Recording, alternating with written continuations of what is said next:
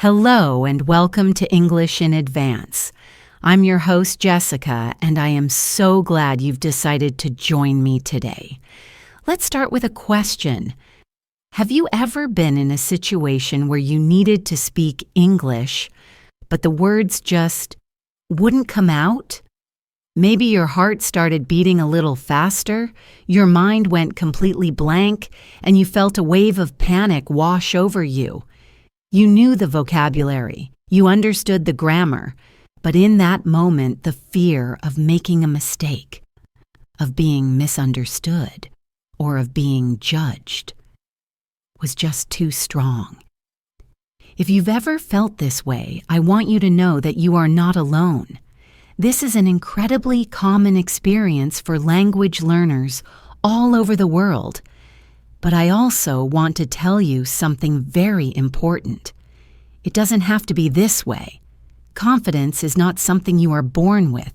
It is a skill that you build, one small step at a time. In today's episode, we are going to embark on a journey together. We will explore how to find your voice and speak English confidently, not just in a classroom, but anywhere, in any situation. We'll do this by diving into real-life stories, unpacking the challenges, and discovering practical, simple strategies that you can start using today. This isn't just about learning English, it's about unlocking a more confident version of yourself. So find a comfortable spot, relax, and let's begin this journey to confident speaking together. Let's start with a story about a young man named Liam. Liam was intelligent, hardworking, and had just graduated from university with a degree in software engineering. He had spent years studying, not just his technical subjects, but also English. He could read complex articles, understand lectures, and write code with comments in perfect English. His dream was to work for a major international tech company, and after sending out dozens of applications, he finally got the email he had been waiting for. An invitation for a job interview. The interview was going to be conducted online with a hiring manager based in San Francisco. Liam felt a mix of excitement and pure terror. This was his chance. The opportunity he had worked so hard for. He spent the next week preparing relentlessly. He researched the company, practiced answering common interview questions, and even wrote down scripts for himself. He felt prepared, at least, intellectually. The day of the interview arrived. Liam put on his best shirt, sat down at his desk, and stared at his reflection in the dark computer screen. His heart was pounding in his chest like a drum. He took a deep breath as the video call notification popped up. He clicked accept, and a friendly-looking woman with glasses appeared on his screen. "Hi, Liam. I'm Sarah." "It's great to meet you," she said with a warm smile. Liam's mind went completely white. All the sentences he had practiced, all the scripts he had written, they vanished. He managed to say, "Hello, nice to meet you." But his voice was shaky, much quieter than he intended. Sarah began with a simple question. "So, can you tell me a little bit about yourself?" This was the one question Liam had practiced more than any other. Yet, in that moment of high pressure, his brain felt like it was searching through a foggy library for a book it couldn't find. He stammered, I study computer engineering." He stumbled over his words, mixing up tenses and forgetting basic vocabulary. He could feel his face getting hot with embarrassment. He saw Sarah's smile remain, but he imagined she was thinking he wasn't smart enough, that his English was terrible. The rest of the interview felt like a blur. He answered questions, but his answers were short and lacked the detail and passion he truly felt for his work. When the call ended, Liam slumped in his chair, overwhelmed with disappointment. He hadn't failed because he didn't know the answers. He had failed because his fear had silenced him. This story about Liam is so common. It's the classic battle between knowledge and confidence. He had the knowledge, but the pressure of the situation completely eroded his confidence. So what went wrong, and what can we learn from it? The first issue was that Liam was focused on being perfect. He had memorized scripts, and when the real live conversation didn't follow his script exactly, his system broke down. Real conversation is spontaneous and unpredictable. Relying on a script makes you rigid. A much better approach is to focus on keywords and ideas. For example, instead of memorizing the sentence, I graduated with a degree in software engineering where I specialized in machine learning and completed a final year project on natural language processing. He could have focused on the key ideas: software engineering degree, specialized in machine learning, and project on language processing. This way, he isn't trying to recall an exact set of words, but is instead free to build sentences naturally around his key points. It allows for more flexibility and sounds much more authentic. Let's practice this idea together. Imagine you are asked, "What are your hobbies?" Instead of memorizing a long answer, just think of 3 keywords. For example, reading, hiking, and cooking. Now let's try to build a simple sentence with the first word. You could say, "In my free time, I really enjoy reading. See? It's simple and natural." Let's try it again with hiking. You could say, "I also love hiking, especially on weekends." Now you try with the word cooking. Just say a simple sentence out loud, right now. "I like to cook for my family," or "Cooking helps me relax." It doesn't have to be complex. The goal is to communicate an idea, not to deliver a perfect speech. Another thing Liam struggled with was the physical feeling of anxiety, the fast heartbeat, the shaky voice. When we feel this, our body is in what's called fight or flight mode. It's very difficult to think clearly when this happens. A powerful technique to manage this is simple: slow breathing. Before the interview, and even during it if he needed to, Liam could have used a technique called box breathing. It's very simple. You breathe in for 4 seconds. Hold your breath for 4 seconds. Breathe out for 4 seconds. And wait for 4 seconds before breathing in again. This simple action sends a signal to your brain that you are safe, and it helps to calm your nervous system. Let's try it right now. Breathe in, 2, 3, 4. Hold, 2, 3, 4. And breathe out, 2, 3, 4. Even one round of this can make a significant difference. It brings you back to the present moment and helps you regain control. Finally, Liam was caught in a spiral of negative self-talk. He assumed Sarah was judging him. He thought, "My English is terrible." This kind of thinking only makes the anxiety worse. What he could have done is prepare a positive mantra beforehand. A mantra is a short, positive statement you repeat to yourself. Something like, "I am prepared and I am capable," or "It's okay to be nervous," "I will do my best." Repeating this to himself before the call could have helped frame his mindset in a more positive way. So if you have a stressful speaking situation coming up, think of a positive mantra you can use. How about this one? "My English is good enough to communicate."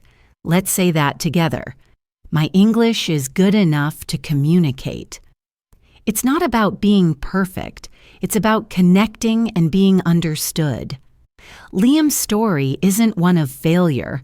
It's a story of learning. He learned that confidence in speaking is not just about knowing the words, but about managing your mind and body in moments of pressure. Now let's move from a high-stakes situation like a job interview to something much more common, an everyday interaction that can still feel incredibly daunting. Let's talk about Chloe. Chloe had recently moved to Canada to study. Her English was at an intermediate level, and she was doing well in her classes where she had time to think and prepare her answers. But the real world outside the classroom felt completely different. Her biggest source of daily anxiety was a simple, ordinary place: the coffee shop. Every morning she would walk past a lovely little cafe near her apartment. The smell of coffee was so inviting, and she could see people inside chatting and laughing. She wanted to go in, to order a latte and a pastry, to sit by the window and feel like a local. But she never did. She was terrified. Her mind would fill with a storm of worries. What if they speak too fast? What if I don't understand their questions? What if the person behind me in line gets impatient? What if I mispronounce croissant and they laugh at me? These fears kept her walking past the cafe every single day, her heart aching with a little bit of disappointment. One morning, she decided she'd had enough. She told herself, "Today is the day. It's just coffee." She stood outside the door for a full minute, took a deep breath, and walked in. The bell above the door chimed, and a friendly barista behind the counter said, "Morning. What can I get for you?" His words were fast and cheerful. Chloe's carefully rehearsed sentence, "I would like to have one medium latte, please," flew out of her head. She froze. Her mind was a complete blank. She could feel the person behind her move a little closer. Panic set in. She pointed at the menu board and mumbled, "Latte, medium." The barista smiled kindly and asked, "For here or to go?" Chloe didn't quite catch the phrase. She had heard it before, but in her nervous state, the words didn't register. She just stared at him blankly. He noticed her confusion and simplified his question, pointing to a chair and then to the door.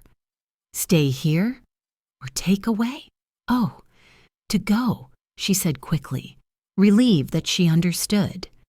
He then asked, "Anything else for you today?" Chloe wanted a croissant, but the fear of mispronouncing it was too great. "No, thank you," she whispered. She paid for her coffee and rushed out of the shop, her hands trembling slightly as she held the warm cup. She had done it, yes, but she didn't feel victorious. She felt defeated, as if she had failed a simple test. Chloe's experience is a perfect example of how anxiety can turn a small task into a monumental challenge. The fear wasn't about the coffee, it was about the performance and the potential for judgment. So what can we learn from her story to make these everyday interactions easier? First, the strategy of preparation is good, but it needs to be the right kind of preparation. Chloe had one perfect sentence ready. The problem is conversations are a dance. You say something, and the other person responds. You can't predict their exact words. Instead of memorizing one full sentence, it's much more effective to prepare for the possible flow of the conversation. Think of it like a simple script with options. For a coffee shop, it usually goes like this: greeting, your order, size. Questions like for here or to go, anything else? Payment, goodbye. Let's break that down. For her order, instead of a long sentence, she could just have the key phrase ready, a medium latte. For the potential questions, she could practice the common answers. Let's do that now. I'll ask the question and you can say the answer out loud. For here or to go, you could say, for here, please, or to go, please. Let's try another one. Would you like any milk or sugar? You could say, just a little milk, please, or no, thank you. Practicing these small exchanges makes them automatic. So when you're nervous, your brain doesn't have to work so hard. Another powerful tool for Chloe would have been to have some survival phrases ready. These are simple sentences you can use when you don't understand. They are your safety net. Let's practice a few. Repeat after me. Could you please say that again? Good. Here's another one, a bit more casual. Sorry, I didn't catch that. And one more that is incredibly useful. Could you speak a little more slowly, please? Having these phrases ready is like having a key in your pocket. You know that if you get stuck, you have a way to get help. It reduces the panic because you have a plan for what to do when you don't understand. It's a sign of a smart language learner, not a sign of failure. Finally, Chloe's fear of mispronouncing croissant stopped her from getting what she really wanted. This is where we need to talk about mindset. The goal of communication is connection, not perfection. That barista has probably heard every possible pronunciation of croissant from people all over the world. They are not a language teacher grading you. They are a person trying to sell you a pastry. 99% of the time, people will understand you from the context, even if your pronunciation isn't perfect. And if they don't, they will ask for clarification. It's not a big deal. The way to overcome this fear is through exposure. You could practice saying the word at home alone. Look it up online and listen to the pronunciation. Say it 10 times to yourself. Croissant, croissant, croissant. The more you say it, the less scary it becomes. The next time Chloe goes to that cafe, she can try ordering the latte again. And maybe, just maybe, she can add, and a croissant, please. And when she does, she'll realize that the world doesn't end. The barista will simply nod, grab the pastry, and her small victory will feel enormous. Every time you face a small fear like this and act anyway, you are building your confidence muscle. Let's move into a professional environment now, a place where the pressure to sound intelligent and competent can be intense. This is a story about Maria, an architect who worked for a design firm in London. Maria was originally from Spain and was brilliant at her job. Her designs were innovative, and she had a wonderful eye for detail. When she was working on her computer or sketching ideas, she was in her element. But there was one part of her job she dreaded: team meetings. In these meetings, her team would gather to discuss ongoing projects, brainstorm new ideas, and give presentations on their work. Maria was terrified of speaking in front of her colleagues. She felt that her accent was too strong, that she spoke too slowly, and that she couldn't find the right words to express her complex ideas. One week, her manager announced that at the Friday meeting, each architect would need to give a short 5-minute presentation on their current project's progress. Maria's stomach dropped. 5 minutes felt like a lifetime. She was working on a very exciting library design and had so many ideas she was proud of. But the thought of explaining them in English in front of everyone filled her with dread. She felt that her British colleagues all spoke so eloquently and quickly. They used idioms and humor, and their conversations flowed so effortlessly. She felt clunky and awkward in comparison. She spent the entire week over-preparing. She wrote out her entire presentation, word for word. She created beautiful slides with lots of images, hoping the visuals would do most of the talking for her. She rehearsed it in front of her mirror until she had it memorized. Friday morning arrived, and Maria felt sick with anxiety. When it was her turn to present, she walked to the front of the room, her hands shaking as she clicked open her presentation. She started speaking, reciting the words she had memorized, but her voice was flat, robotic. She wasn't making eye contact with anyone. She was just staring at the back wall, trying to remember her lines. A few minutes in, her manager, a kind man named Tom, interrupted her. "That's a really interesting point about the natural light, Maria," he said. "Could you elaborate a bit on why you chose that specific type of glass?" Maria froze. This was not in her script. The question completely threw her off balance. She tried to answer, but her mind was scrambling to find the right technical terms. She said something like, "The glass. It is for the sun, to make it not hot." She knew this sounded childish and simplistic. She knew the correct terms were solar gain and thermal efficiency, but in her panic, she couldn't access them. She felt her face flush with shame. She quickly finished her presentation and sat down, avoiding everyone's eyes for the rest of the meeting. She felt like a fraud, like her colleagues now thought she was incompetent.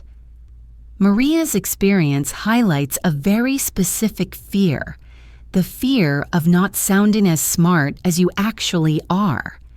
This is a huge challenge for many professionals who are working in a second language.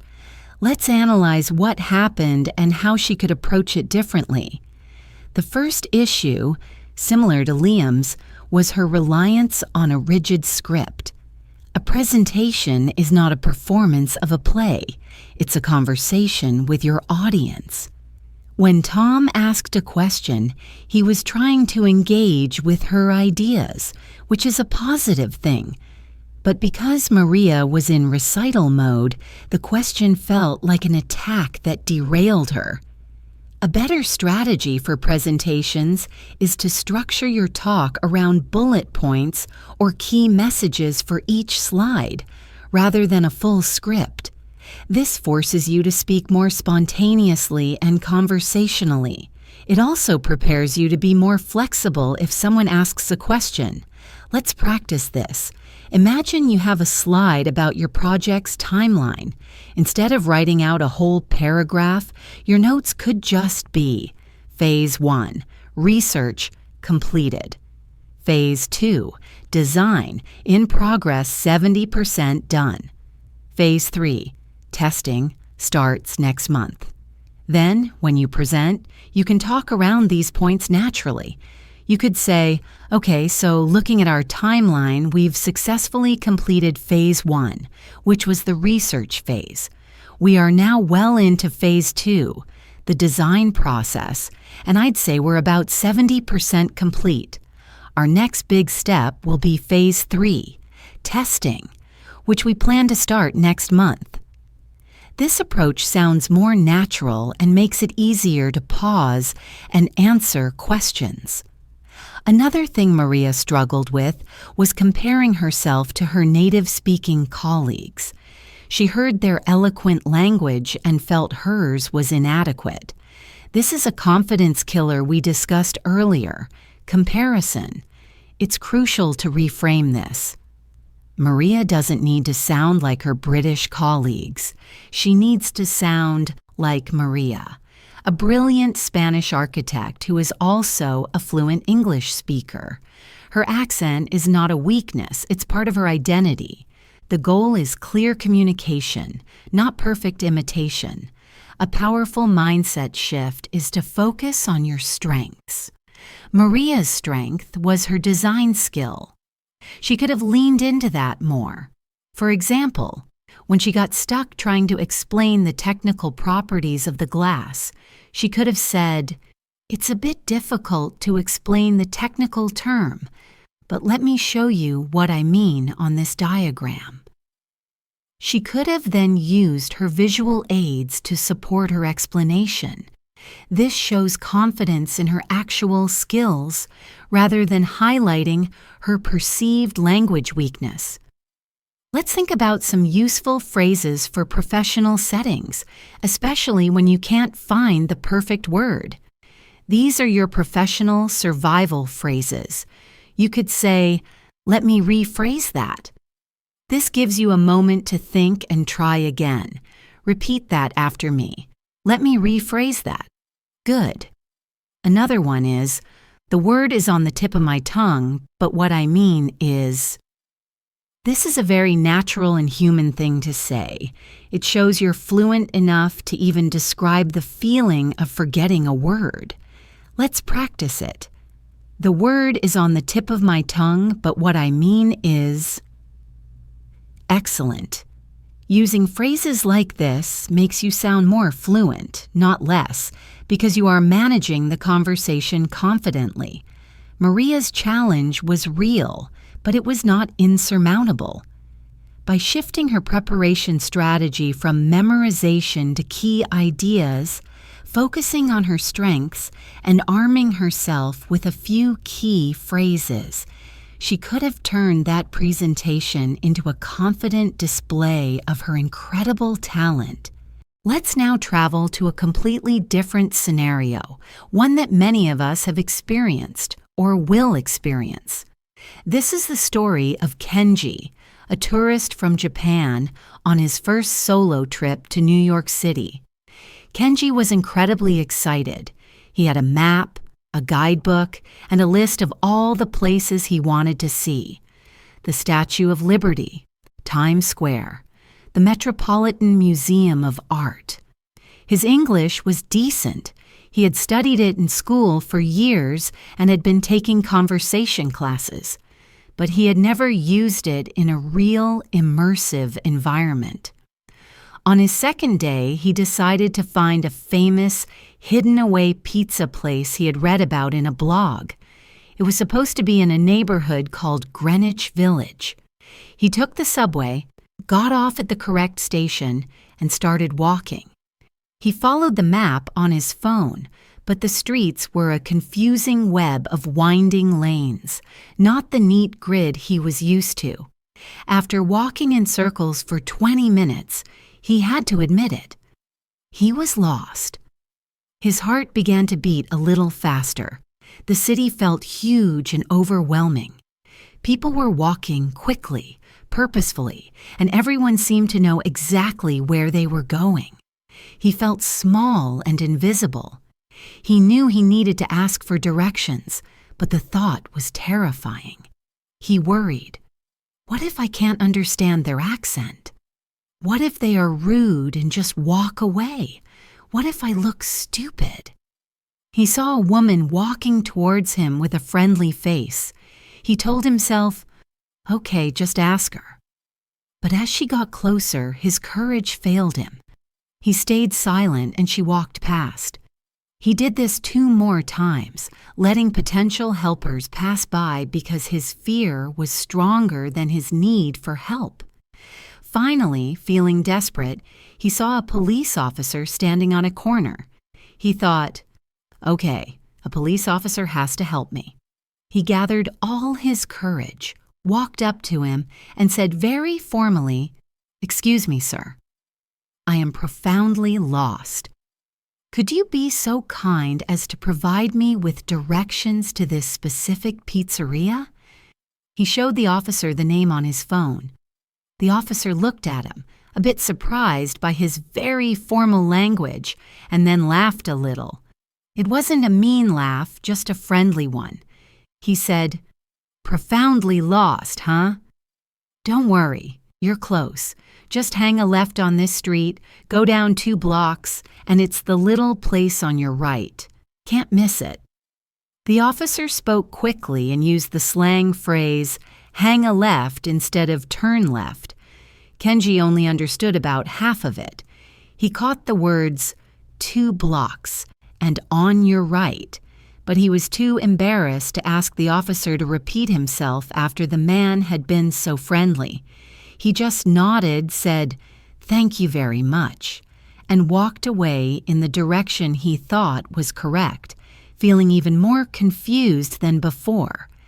Kenji's situation is so relatable. The fear of interrupting a stranger and the fear of not understanding the reply are massive barriers. Let's break down his experience. Firstly, Kenji's language was too formal. While perfectly correct, it's not how people typically speak in casual situations. This can sometimes create a small barrier, as the other person might be slightly taken aback. In real-life English, we often use more direct and simpler phrases. Instead of his long sentence, he could have just said, "Excuse me, can you help me?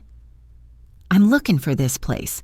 It's friendly, direct, and clear. Let's practice that phrase together. Repeat after me. "Excuse me, I'm looking for," and then you would name the place. This is a golden phrase for any tourist. The second and bigger issue was Kenji's fear of asking for clarification. This is a critical skill for any language learner. It is 100% okay to not understand everything the first time, especially when someone speaks quickly or uses slang. The police officer would not have been annoyed if Kenji had asked for help. In fact, most people are happy to help someone who is lost. He needed those survival phrases we talked about with Chloe. Let's imagine the scene again, but this time, Kenji is prepared. The officer says, "Just hang a left on this street.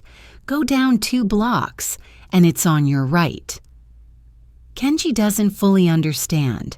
What could he say? He could use one of our phrases. "Sorry, I didn't catch that." Could you speak a little more slowly? Or he could be more specific about what he didn't understand.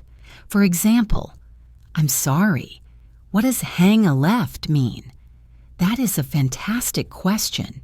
It shows he is engaged and trying to learn. The officer would simply say, "Oh, sorry. It means turn left." Another great strategy when getting directions is to repeat them back to the person to confirm. This is called confirmation checking. It shows you were listening and it ensures you have the right information. So, after the officer explains, Kenji could say, "Okay, so, turn left here, walk 2 blocks, and it's on my right. Is that correct?" Let's practice that confirmation phrase. Repeat after me. "Okay, so, is that correct?" This simple technique can save you from getting even more lost, and it builds your confidence because you are taking control of the conversation and ensuring you understand. The most important lesson from Kenji's story is that asking for help is a sign of strength, not weakness. And asking for clarification is a tool, not an admission of failure. The goal when you're lost is not to have a perfect English conversation. The goal is to get to the pizza place. By using simpler language, being ready to ask for clarification, and confirming the information, Kenji could have turned a moment of panic into a successful and confident interaction. Now, let's step into a social setting, which for many people is the most challenging environment of all. This is the story of Fatima. Fatima was an accountant from Egypt who was living in Manchester with her husband. Her husband's company invited all its employees and their partners to a big holiday party. Fatima really wanted to make a good impression and connect with her husband's colleagues, but she was incredibly shy and nervous about making small talk in English. She worried, "What will I talk about? What if I have nothing interesting to say? What if they ask me a question and I don't know the answer?" She felt immense pressure to be witty and charming. On the night of the party, she wore a beautiful dress but felt a knot of anxiety in her stomach. The room was loud, filled with music and the sound of people laughing and talking. Her husband was quickly pulled into a conversation with his boss, and Fatima found herself standing alone by the wall, nervously holding a drink. She saw groups of people chatting and she wanted to join in, but she felt like there was an invisible wall around her. A woman with a kind smile noticed her standing alone and walked over. "Hi, I'm Claire. I work with your husband," she said. Fatima's heart jumped. "Hello, I am Fatima. Nice to meet you," she replied. Claire then asked the question Fatima had been dreading. "So what do you do?" Fatima was an accountant, but you thought that sounded boring. In her anxiety, she just said, "I am an accountant." And then, silence. She couldn't think of anything else to say. She just stood there, smiling awkwardly. Claire, trying to keep the conversation going, said, "Oh, that's interesting. It must be busy this time of year." Fatima just nodded and said, "Yes." The conversation died. Claire politely excused herself, and Fatima was left alone again, feeling even more insecure than before. She spent the rest of the party avoiding people, feeling like a complete failure at socializing. Fatima's experience is the classic small talk nightmare. The fear of silence, the pressure to be interesting, and the struggle to keep a conversation going. So how can we approach these situations with more confidence? The first thing to understand about small talk is that it's not about exchanging deep, important information. It's about building a connection. The topic itself is less important than the act of talking and showing interest. Fatima thought, "I'm an accountant" was a boring answer. But any answer can lead to a conversation if you know how. The key is to add a little extra information and then ask a question back. This is the golden rule of small talk. Answer, add, ask. Let's replay our conversation with Claire using this AAA technique. Claire asks, "So what do you do?" Fatima answers, "I'm an accountant." Now she needs to add something. She could add how she feels about it or something she's working on. For example, "I'm an accountant and I actually find it quite relaxing to work with numbers." Or, "I'm an accountant and I'm currently helping a small local bakery organize their finances." Then, the most crucial part, ask a question back. The easiest question is simply, "What about you?"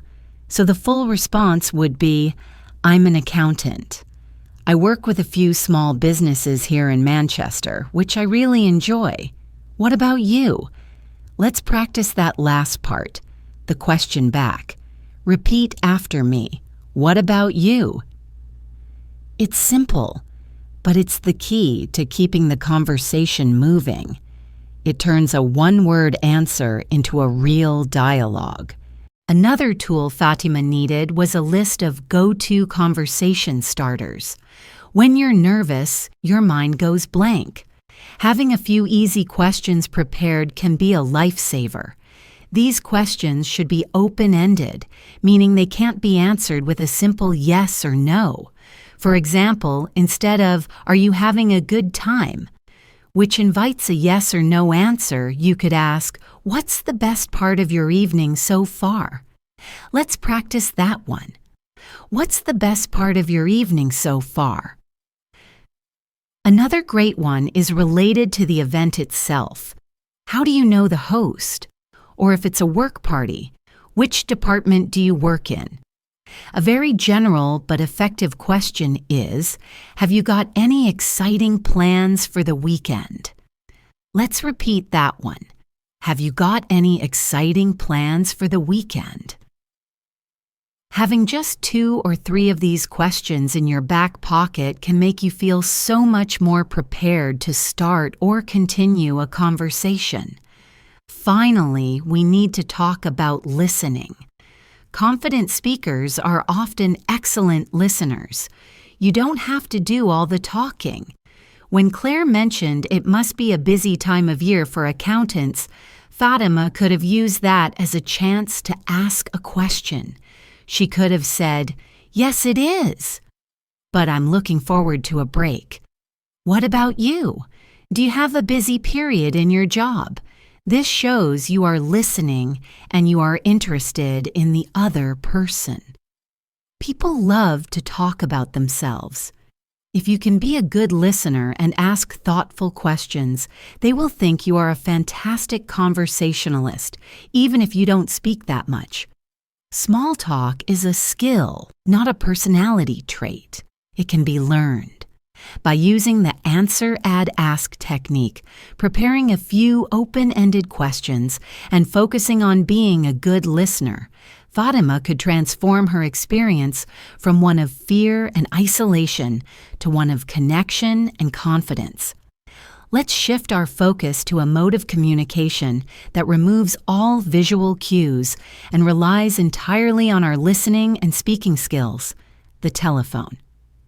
This is a story about David, a project manager from Brazil working remotely for a company based in Ireland. David's English was very good. In video meetings, he was confident because he could see people's faces, read their body language, and use gestures to help explain himself. But phone calls were a different story. Without the visuals, he felt lost. He struggled to understand the Irish accent, and he was always worried he was missing crucial information. One afternoon, he had a scheduled phone call with a key supplier, a man named Sean. They needed to confirm the delivery date for some important materials for his project. The connection was a little bit crackly. Sean had a strong Dublin accent and spoke very quickly. He said, "All right, David, so we're all set. I can have the whole lot sent over to you for Tuesday week." David heard Tuesday, but the phrase Tuesday week was unfamiliar to him. In his mind, he thought it meant this coming Tuesday. He wanted to be sure, so he asked, "So, to confirm, the delivery will be on this coming Tuesday?" Sean, who was in a hurry, replied, "That's the one, yeah." To Sean, "That's the one" meant, "Yes, what I just said is correct," which was Tuesday week. But to David, it sounded like a confirmation of his question, which was this Tuesday. Feeling that he had confirmed the date, David said, "Great, thank you," and ended the call. He immediately sent an email to his team, telling them to prepare for a major delivery on Tuesday. Fast forward to the following Tuesday. The team was ready, but no delivery arrived. The project was delayed.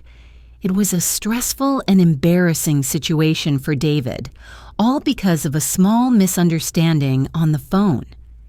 David's experience is a powerful lesson in the challenges of audio-only communication.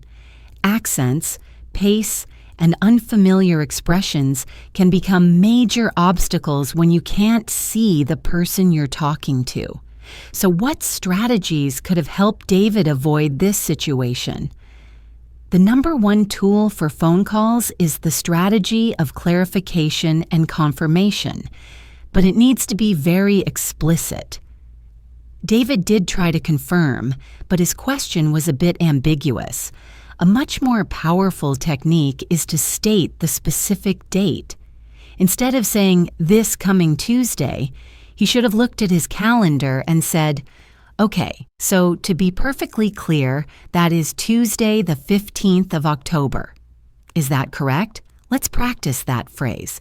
It's a bit long, but it is incredibly effective. Repeat after me. So to be perfectly clear, that is, say a specific date. Is that correct?" By naming the exact date, you leave absolutely no room for misunderstanding. The other person has to confirm that specific piece of information. Another thing David could have done is to be upfront about his potential difficulty. It is not a weakness to say that you sometimes struggle on the phone. At the beginning of the call, he could have said something like, "Hi, Sean, it's great to talk to you. Just to let you know, the connection is a little bad on my end, so I may need to ask you to repeat things. I hope that's okay." This does two wonderful things. First, it mentally prepares the other person to be a little more patient. Second, it gives you permission to interrupt and ask for clarification, which makes you feel much less anxious about doing so. It's a proactive way to manage the conversation. Let's also talk about the specific phrase, Tuesday week. This is a common expression in Ireland and parts of the UK, which means a week from next Tuesday or Tuesday of next week. It's a classic example of a regional idiom. When you hear a phrase you don't understand, especially one related to a key detail like a date or a number, you must ask about it. David could have simply asked, "I'm sorry, I'm not familiar with the expression Tuesday week. Could you please tell me what date that is? Let's practice that." Repeat after me. "I'm sorry, I'm not familiar with that expression. Could you please explain it?" This is the question of a confident, careful communicator. You are not just learning a language, you are learning cultural and regional variations of it. It's impossible to know them all. The skill is in knowing how to ask.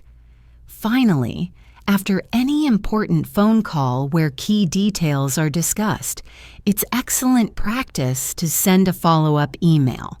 This creates a written record and provides a final chance to catch any misunderstandings. David could have ended the call by saying, "Great, thanks, Sean. I'll send you a quick email just to summarize what we've discussed." Then he could write, "Hi, Sean, great talking to you. Just to confirm our conversation, the materials will be delivered on Tuesday, October 15th. Please let me know if this is not correct. Best regards, David." This simple email would have solved the entire problem. Sean would have immediately replied, "Hi, David, slight correction. I meant Tuesday the 22nd. And the crisis would be averted.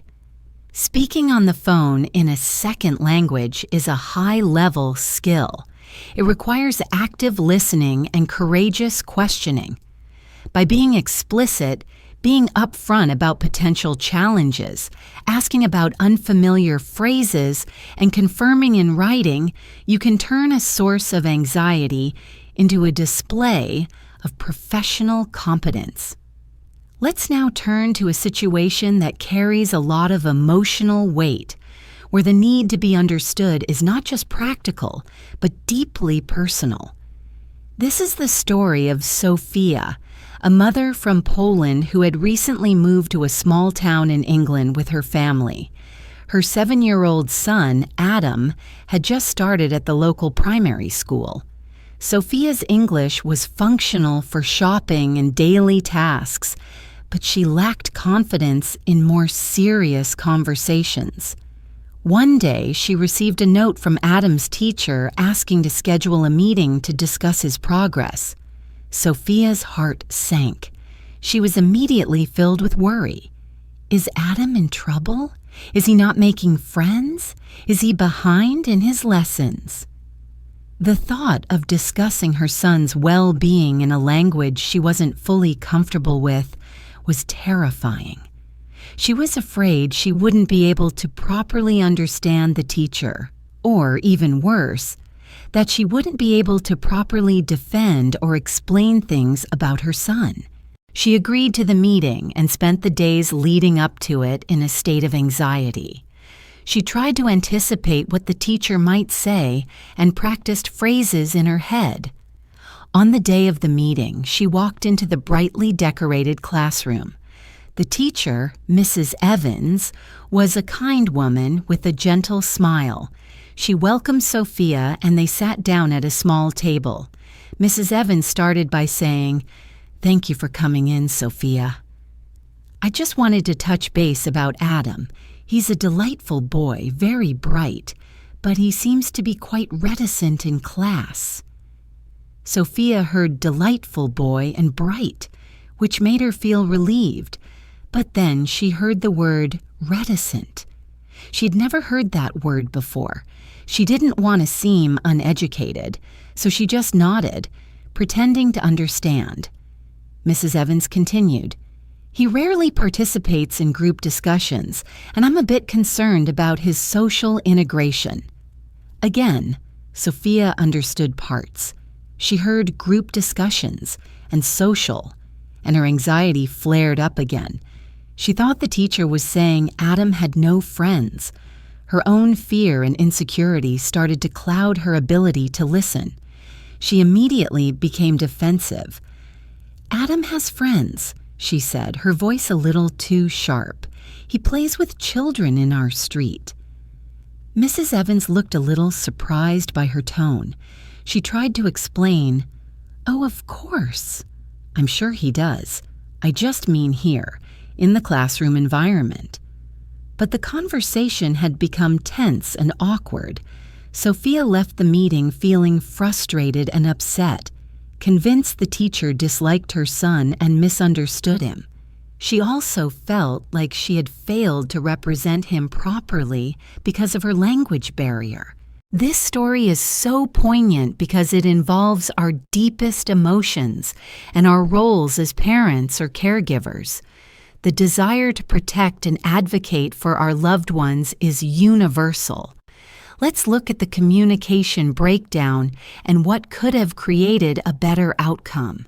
The first and most critical point was Sophia's fear of admitting she didn't understand. The word reticent simply means shy or reserved. It wasn't a strong criticism. But because Sophia didn't ask, her mind filled in the blank with the worst possible meaning. This is what fear does. It makes us assume the worst. It is so important, especially in serious conversations, to stop and ask for clarification. Let's imagine if Sophia had paused and said, "I'm sorry, my English is not perfect." What does the word reticent mean? Mrs. Evans would have happily explained, "Oh, it just means he's a bit quiet in class." He doesn't often raise his hand. This one question would have completely changed the tone of the conversation. It would have transformed it from a confrontation into a collaboration. Let's practice that powerful phrase, "I'm sorry, my English is not perfect. Could you please explain that word?" Saying this is a sign of wisdom and a commitment to clear communication. The second strategy is to go into important meetings with a plan. Sophia was worried, but her preparation was based on anxiety. A more productive approach would be to prepare a small list of questions she wanted to ask. Before the meeting, she could have written down 3 simple questions in a notebook. For example, 1. How is Adam doing in his reading? 2. Who does he play with during break time? 3. Is there anything I can do at home to help him? Bringing a notebook and having questions prepared does a few things. It shows the teacher that you are an engaged and caring parent. It helps you remember what you want to talk about, even if you get nervous. And it helps you steer the conversation towards the topics that are most important to you. It gives you a sense of control. Finally, let's talk about managing emotions during a conversation. When Sophia felt defensive, her listening skills decreased. This is a natural human reaction. When we feel attacked, we stop listening and start preparing our defense. If you feel yourself getting emotional in a conversation, it's okay to take a pause. You can take a slow breath. You can even say something to manage the situation. For example, Sophia could have said, "I am feeling a little worried. I want to make sure I understand correctly. Are you saying that Adam is unhappy at school?" This phrase does two things. It names her emotion, I am feeling worried, which can help to reduce its intensity. And it asks a direct clarifying question. Are you saying? This invites the other person to be very clear and can de-escalate a tense situation. Mrs. Evans would likely have responded reassuringly, "Oh no, not at all. He seems very happy. I just want to find ways to help him feel more confident to share his ideas in class." And suddenly, they are on the same team, working together to help Adam. These emotionally charged conversations are difficult in any language, but by being brave enough to admit when we don't understand, preparing our own questions and learning to pause and clarify when we feel emotional, we can navigate them with grace and confidence, ensuring our voice and the voices of those we love are truly heard. We've explored several different scenarios, and I hope you're starting to see a common thread. Confidence isn't about knowing every word.